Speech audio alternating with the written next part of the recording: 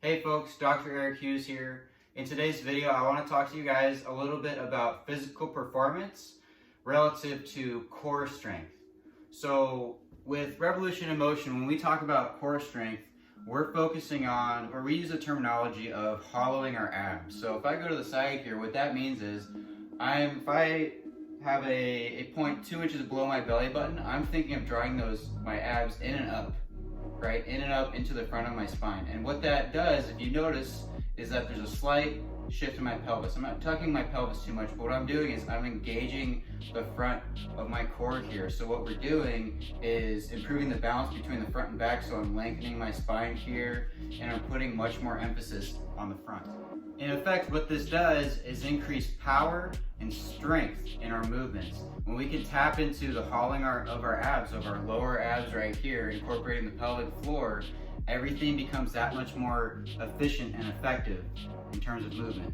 So what I'm going to do now is show you 3 exercises that you can do at home to help increase power from this area. As a disclaimer, these moves are a little more advanced than the previous ones that I've shown, so keep that in mind if you do want to attempt it at home. All you need for these moves is a stability ball, and let's get going. So the first exercise here is called Pike. I'm going to roll myself out into a dive position like so.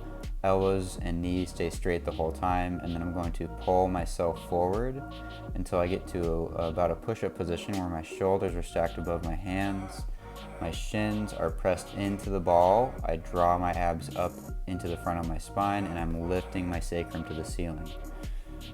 From there, I'm going to roll back into that beginning stretch position to finish the move. Key point here is at the top, you want to keep your head dangled. Right, so head and neck stays relaxed, and the focus and the effort is, again, lifting your sacrum to the ceiling from pressing your shins into the ball and hollowing your abs. This next move is called knees side to side, and it's actually an advancement from another knee side to side that we performed in a previous video. So to get in position here, you're going to roll over the ball, bringing your legs together. You're going to bring your knees to your chest, drop your head to the floor, and your arms are straight, kind of like in a pseudo handstand position. From here, your sacrum is directed towards the ceiling and your knees stay together at your chest. So this is influenced by drawing your abs in and up. You're going to move your knees to one side, dropping the opposite hip onto the ball, and then you're going to focus on that hollowing to reach your sacrum up to the ceiling, and then move your knees to the other side of the ball and then drop the opposite hip onto the ball again, alternating back and forth.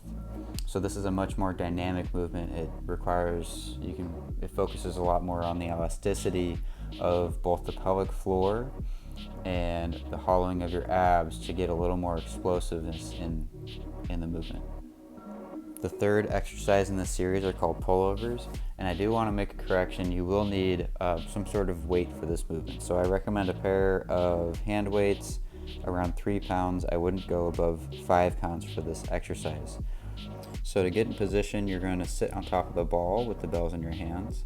You're going to walk forward, rolling your back down onto the ball, lowering yourself until you're in a lying position. Feet are hip-width distance apart, toes pointed forward, and your knees are at 90 degrees. The top of your glutes are in contact with the ball. And your head is dangling slightly off the back of the ball with your chin to the ceiling. From here, you're going to hold the bells at your ears, pointing your elbows to the ceiling. You're going to be gripping the bells lightly, and your arms from your elbows to the hands are relaxed. In this lying position, you can really see the effect of hollowing your abs. So think about reaching your tailbone to your knees by drawing your abs into the front of your spine, in which your spine is lengthened by the position and shape of the ball. Starting with the bells at the side of your head, you're going to lower the bells to the floor using the muscles under your shoulder blades, dragging them along the back side of the ball and along the sides of your head as you bring them back up. I'm showing you a couple of variations here. The traditional one is dragging both the balls down at the same time. You can also do one bell at a time, or you can just use one bell in both hands and toss up. And you can see in this third variation how dynamic that movement is, and it really facilitates that connection with the hollowing of your abs to the shoulder position. So I hope you guys like this video and glean something from it. As a reminder, number one, I am now providing Revolution in Motion virtual classes. They're held on Mondays at 8 a.m. If you want to learn more, go to my website, www.hughesmoves.com, to the Book Online tab. There you can sign up for those classes and reserve your spot ahead of time. Number two, I provide free 15-minute consultations for people who want to work with me personally. You can also go to that same Book Online tab to schedule a consultation there. Other than that, I hope you guys enjoyed it, and I'll see you next time.